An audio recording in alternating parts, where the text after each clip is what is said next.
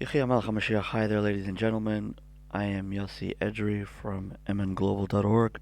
An Alex Jones video, they put out a very nice report about the Illuminati, Freemasonry, and it's gained a lot of traction. Something there that wasn't adding up, and I need to address it. They briefly say that Skull and Bones member and Freemason George Bush signed the 7 Laws of Noah into the United Nations.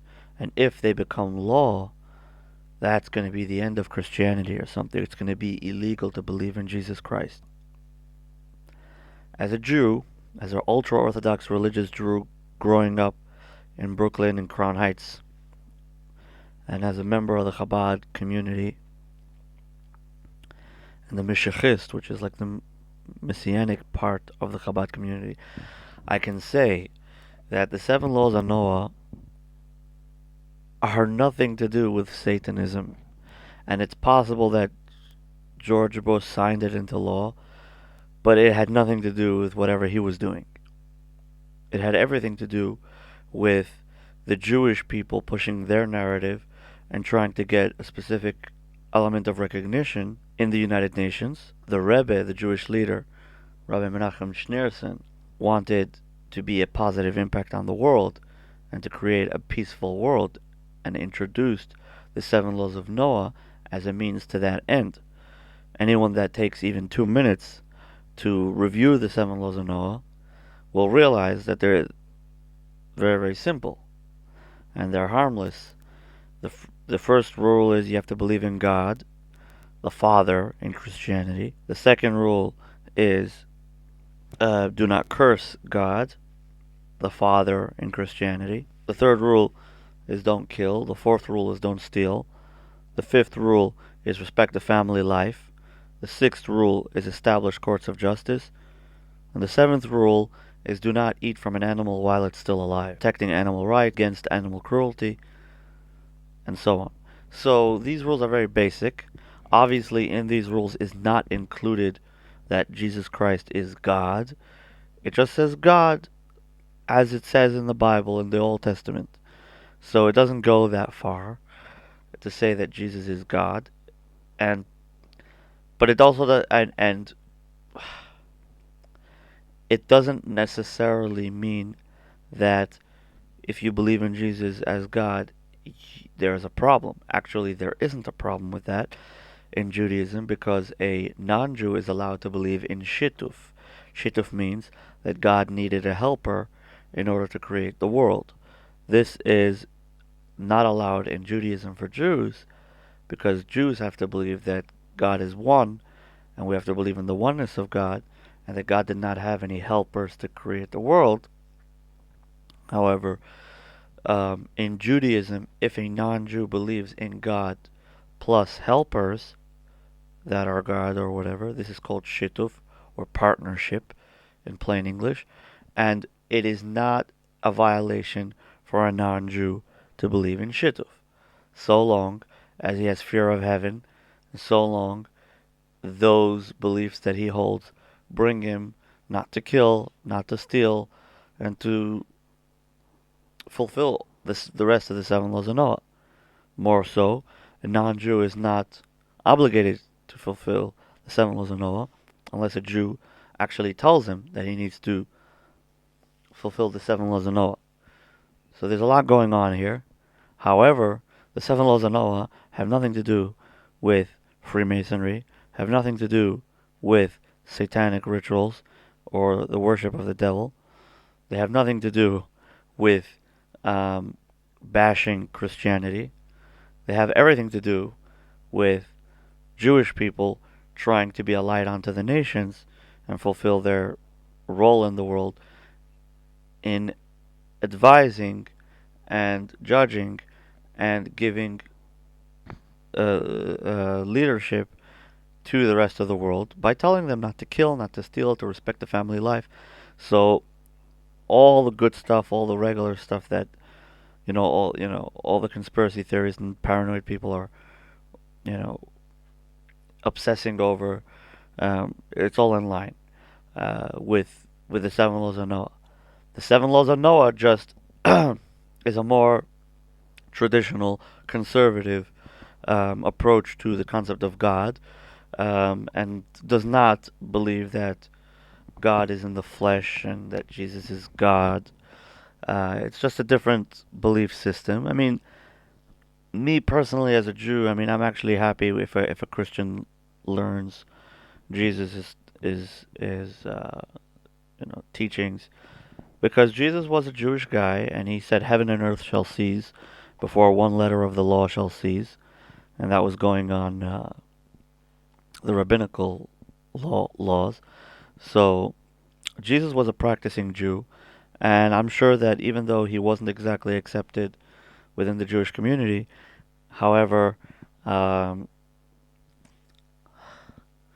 he's a great teacher nonetheless. And if you take everything that he says carefully, you will be a righteous man and conduct yourself properly in this world. So I'm not talking about the other people, Paul and whatever. So I'm just talking about Jesus in the flesh, as they say. So I'm actually like, okay, there's non-Jews that have a rabbi that they look up to. There's a lot of Hasidic rabbis. There's a lot of Moses characters, leaders of people, which have led people to God. And maybe they took a detour, or maybe their teachings were biased in a specific direction, or they only taught as much as they were able to give. And there's much more to learn. However, it's better than nothing. So I just wanted to point that out. And I know that George Bush is satanic, and is skull and bones and whatnot, and his family is a little messed up, and that his mom has a jar with one of her aborted babies in the library, and that the older Bush um, was always touching people and inappropriately. So I totally get that. I totally understand that. And I totally understand that the Freemasonry might have satanic roots and whatnot, and I'm totally understanding that. However, regarding the seven laws of Noah, I needed to make this clarification, make sure that everyone understands. Seven laws of Noah are don't kill, don't steal. Why would Satan have that as part of the laws? Doesn't make any sense. And again, I know exactly the timeline of when the United Nations pushed the seven laws of Noah, and I know who were behind it. It was the Rebbe, this man right here. Yeah. Yeah. So that's the Rebbe, the Jewish leader of our generation.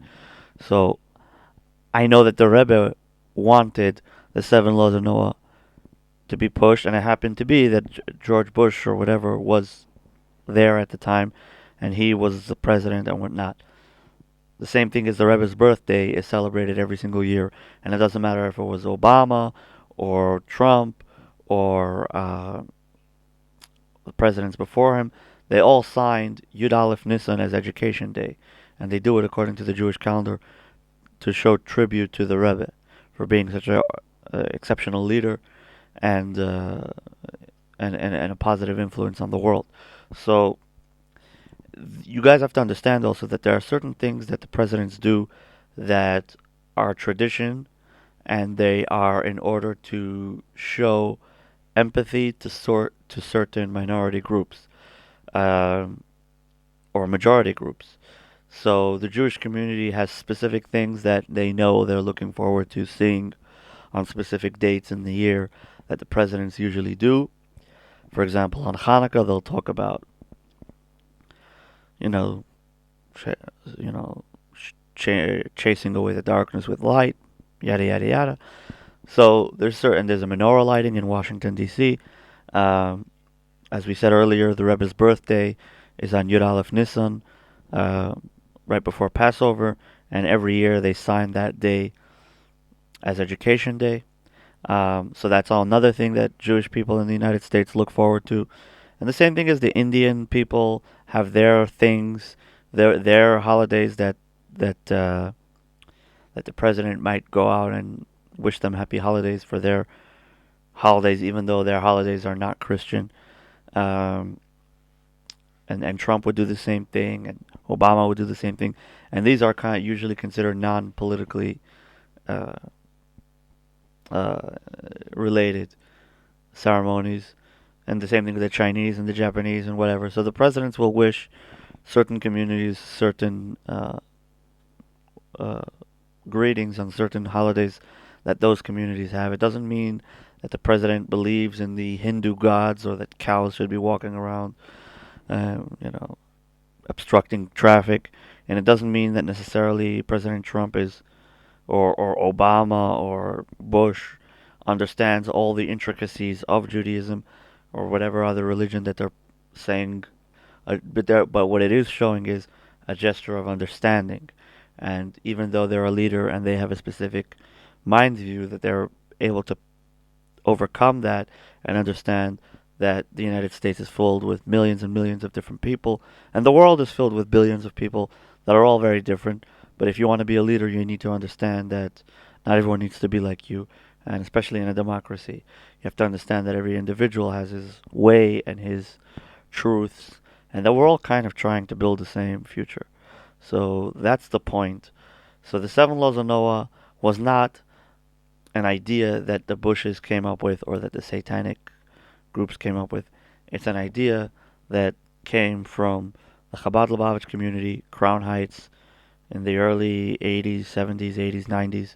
During those years, it was built up upon, and till today, if you go in Manhattan on Fridays, or if you go in New York City on Friday and you see little kids with black hats and jackets, and you can ask them for a card that has the seven laws of Noah on it, and they might give it to you. And you'll see it's the seven laws of Noah and a little message about Mashiach and redemption, that we're awaiting the redemption, and that we have to do goodness and kindness to bring the redemption. But it's nothing to do with Satanism, and it is not in competition with Christianity. Uh, the opposite is probably true.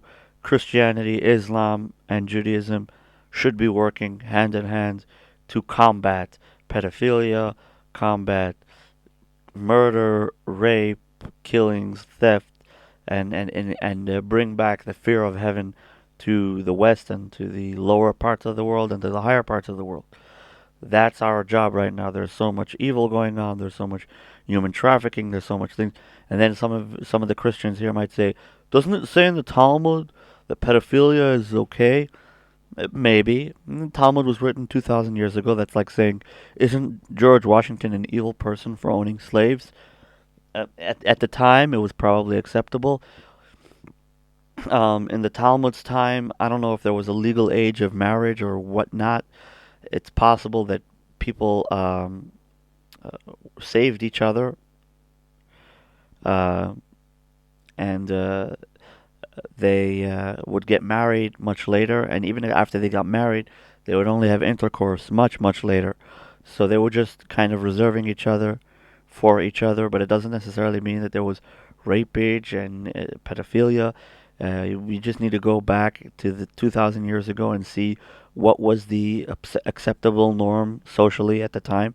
But definitely, Jews are not um, pro the pedophilia the way it's being done today, and in the context of today, socially unacceptable, and so on. So again, also there are people that say Isaac married Rivka when she was only 3 years old, and it's true, and that was it's a story in the Bible, and that story happened before the giving of the Bible, before the giving of the Torah on Mount Sinai.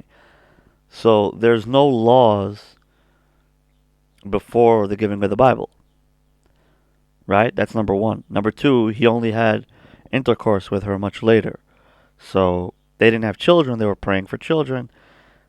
20 years later, they probably had intercourse for the first time. So 23-year-old Rebecca probably would have relations with Isaac for the first time. So let's put things on the table. And besides that, you have to think that if Adam and Eve were truly the first people, then there was definitely brothers and sisters having relations in order to start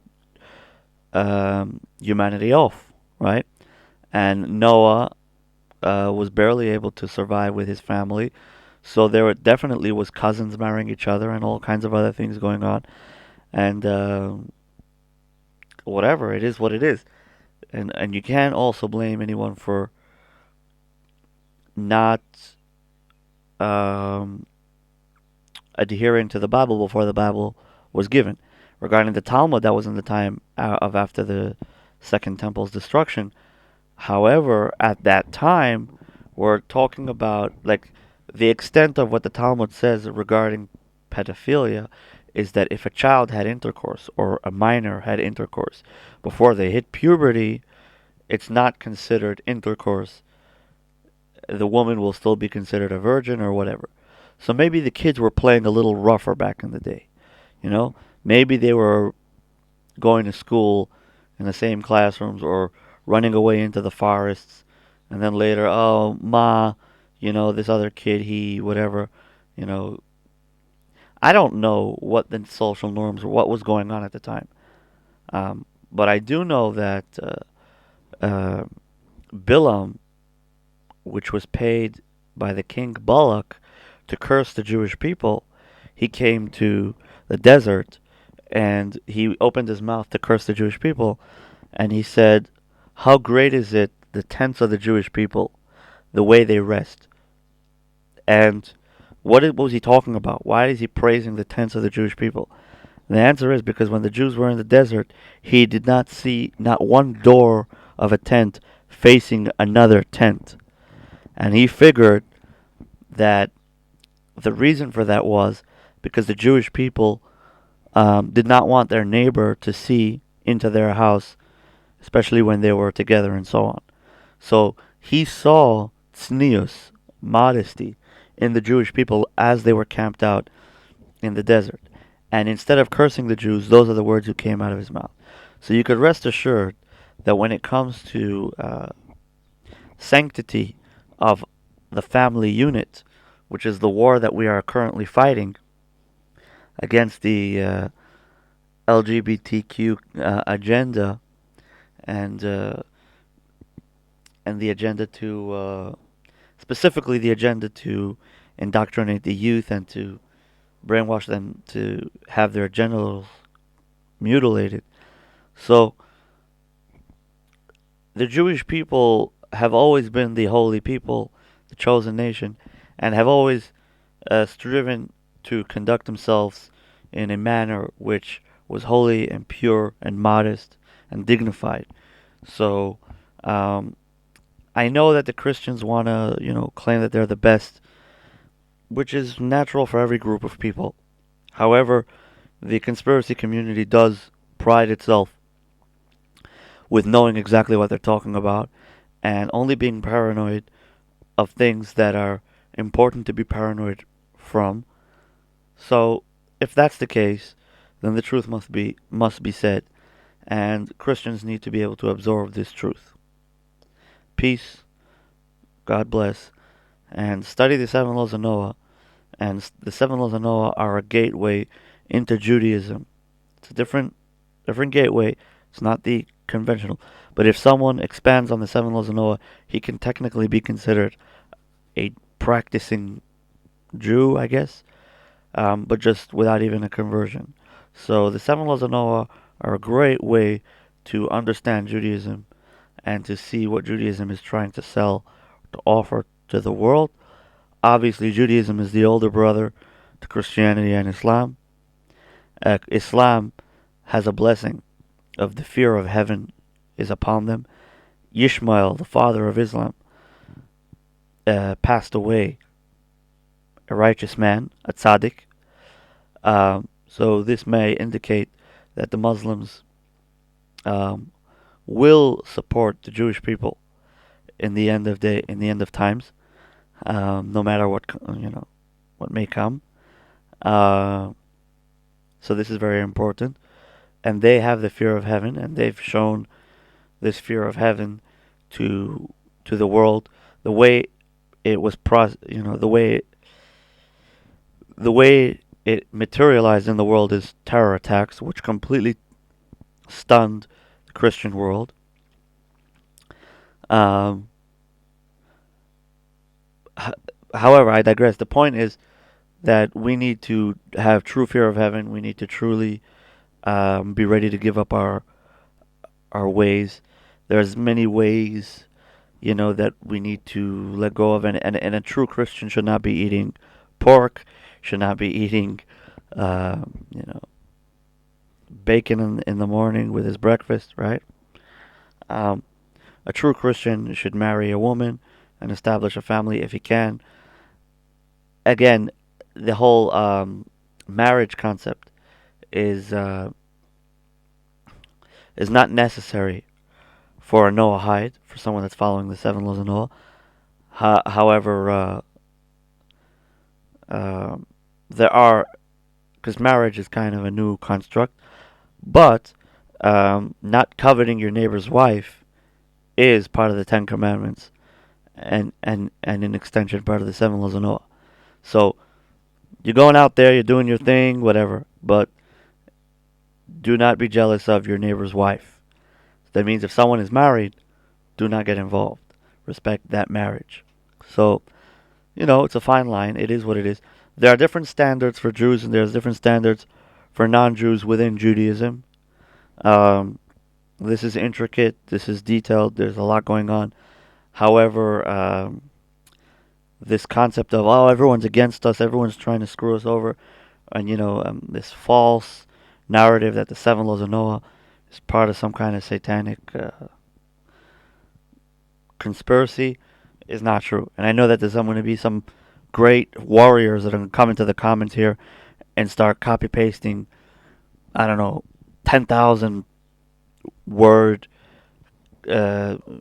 verses and scriptures trying to convert people to Christianity. That's not the point. I'm not trying to do that to the Christian. I'm not trying to tell the Christians to become Jewish. I'm not even trying to tell the Christians to become Noahide in this video.